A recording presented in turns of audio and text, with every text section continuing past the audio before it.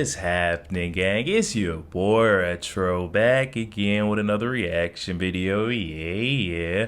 Today we got another huge update. Now you guys can probably already tell that it is going down. Just by that title alone, you guys are definitely gonna want to check this one out. So we got that Representative Ilhan Omar panicking and having a full-blown meltdown live on MSNBC after members of Congress began working towards bringing the House to vote on her expulsion, guys, and I'm excited to get to this one. So we're not straight into it. All I ask that you guys please hit that like button, hit that subscribe button, and without further ado, let's hop straight into it, folks. Check this one out. There's, a president that is always unhinged, always deranged, always creating chaos and division. And he seems to have a real obsession with anyone that is an immigrant in this country that is not of European descent. You don't hear him talking about the accent of his wife and, the fact that she came here as an immigrant or any of those things, or the fact that she gets to have an opinion even though nobody elected her into office. But he has an objection to a person who does serve over 700,000 constituents in Congress, who's literally elected, has the same certificate as he does.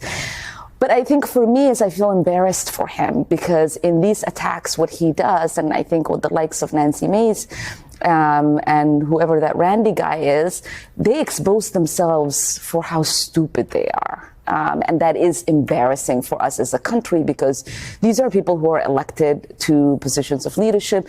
He's supposed to be the president of the United States, who's heading off to Europe to represent us. When he does, he's uneducated enough to understand that members of Congress can't be impeached. When you have Nancy and Randy saying, we're on it, we're going to impeach her. When they're saying they're going to deport me, knowing full well that you cannot deport an American citizen.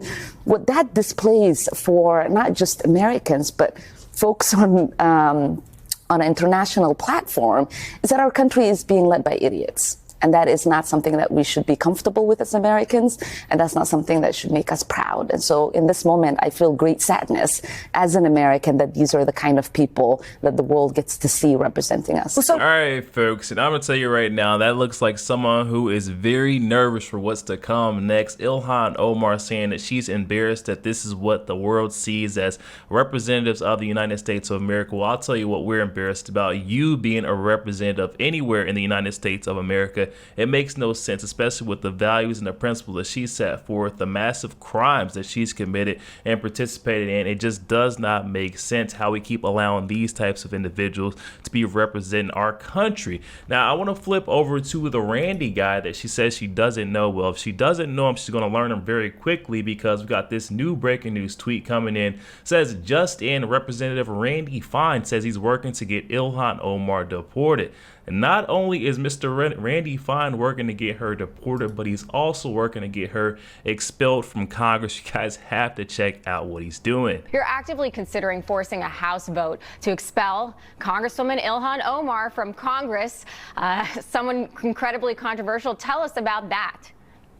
Well, last week, Ilhan Omar announced that she was going to seek my expulsion from the House, but she announced it in a fundraising email. So like everything else in her life, it was a fraud. And it made me think, look, if I'm going to try to expel her, I won't put it in a fundraising email. I'll just do it. So right now I'm talking to my colleagues about whether we want these fake Somali refugees who come to our country, add no value, suck our resources, defraud our government, or whether we actually want them here. And I don't think Ilhan Omar shouldn't be a member of Congress. I think she shouldn't be an American. And I think that's really the issue. We've let too many people into this country who hate it, don't respect it, and take advantage of us. And they all need to go home, starting with her. Wow, we're finally seeing a step in the right direction when it comes to the blatant misconduct of Ilhan Omar. We've got Representative Randy Fine taking matters into his own hands and saying, hey, we're going to force a vote to see whether or not she should remain in Congress. And that's not the only thing that is up for debate, as we now have the State Department's Principal Deputy Tommy Pickett issuing a reminder out there for folks like Ilhan Omar and these criminals that continue to abuse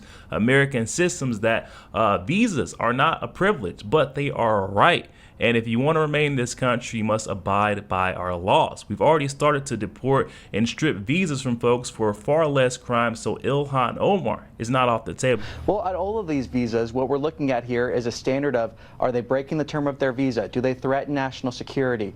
Are they committing crimes when they're here in the country? So 95,000, the three leading categories there are for assault, DUIs, and theft. Bottom line here is we are not going to have people here on visas that drive drunk on our streets, that assault our people, or that steal from our stores. We're not going to allow it. And if we have situations with student visas, for example, where students here on those visas are promoting terrorism or breaking our laws, that is grounds for revocation. A visa is a privilege. It is not a right. And that's what it means to have an America First visa policy. And that one right there says all we really need to see, with the State Department and the DHS already stripping, revoking 95,000 individuals in this country who simply could not abide by United States laws. Folks that were driving under the influence, folks that were assaulting folks in the United States of America, folks that were ripping off individuals, stealing money from others. And it does not look like Ilhan Omar's crimes are too far off the criteria of her being stripped of her immigration status with that mule fraud program of hers alone. I'm sure we will find even more connections. This is what Ilhan Omar said, defending the program that she introduced in the House that led to all of these billions being stolen. And do you regret pushing forward that bill, the Meals Act? Do you think it led to the fraud? Not. It did help feed kids. Yeah, it's a quote. She's telling Fox Digital. So this is the 2020 Meals Act. Ilhan Omar drops legislation intended to feed poor children during COVID because they might not have access, and it opened up a 100% USDA waiver that was exploited grotesquely. Fox News asked her, do you regret pushing for that bill, the Meals Act? Do you think it led to the fraud? Ilhan Omar, absolutely not. It did help feed kids. Okay, you see those, how it started, how it ended. Let's do how this started, what the funds were meant for feeding children, for helping recovering addicts find a place to live, helping disabled adults live independently, one-on-one therapy for autistic children. That was the promise. That was the idea. Now, here's where the funds allegedly went. You see that on the right side of the screen. Wire transfers to China and East Africa, a villa in the Maldives, first-class plane tickets, luxury vehicles, lakefront property in Minnesota, designer jewelry, and crypto. And that's just among the things we know. Yet Ilhan Omar, and to a lesser degree, even Governor Walz, is not owning up to the fact that this was so grotesquely exploited that now the House Oversight Committee under Chairman James Comer is subpoenaing documents and may even drag people like Governor Walz up to Capitol Hill to say, did any of this money that was being sent back, forget the gifts and the luxury cars, did any of this money go back to terrorist organizations? And that's what we're going to find out. Well, and there's other questions. People want to know, did the money go overseas, get laundered, and come back? Right. There's lots of questions, and so they should keep digging and digging and digging. But it also comes to this fundamental question that we were talking about earlier, which is immigration. What kind of immigrants should we bring over? And I would say we should bring over immigrants who love our country. And if you're stealing from our country, if you're ripping us off, you don't love us. Right. And everybody who has any little finger in this pot should be taken out of here. And if you set up an immigration system that invites people to come to this country so that they can steal, you have a really screwed up system. Yeah. And again, we have at a more philosophical level, you have all this money going out. I don't know, they go, we need money for the kids because it's COVID. Right. And nobody's actually probably checking to say, is there a need? Right. Are there kids that aren't getting food because of COVID? Because there was a lot of crazy stuff happening during COVID. And so, the Democrats' idea of helping is just, here's money, get it out. Get it out the door. Never let them spend $2 trillion on anything. Exactly. Well, and that's why you had the biggest fraud case in history, certainly in the state of Minnesota, with feeding our children. They were just making names up in rosters that didn't exist. And to be fair, I've never seen more uncovering of fraud as much as it upsets us. And it's upsetting to see what they've done. This is the biggest fraud in our history, I think, what happened in Minnesota. But all the fraud that has been uncovered through Doge and other things, USAID, that is very encouraging. I think it will be the legacy of this administration, the amount of government fraud that we are uncovering, and it's a testament to that.